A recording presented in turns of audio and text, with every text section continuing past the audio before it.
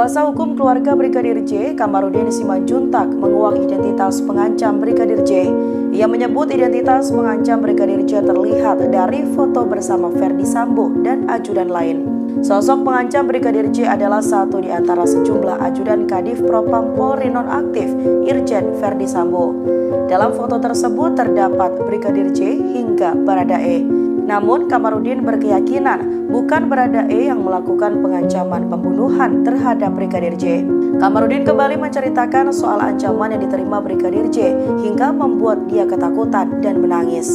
Ancaman itu dimulai sejak Juni 2022 hingga sehari sebelum Brigadir J tewas, yakni pada Kamis 7 Juli 2022 di kediaman Kadif Propam nonaktif Irjen Ferdy Sambo.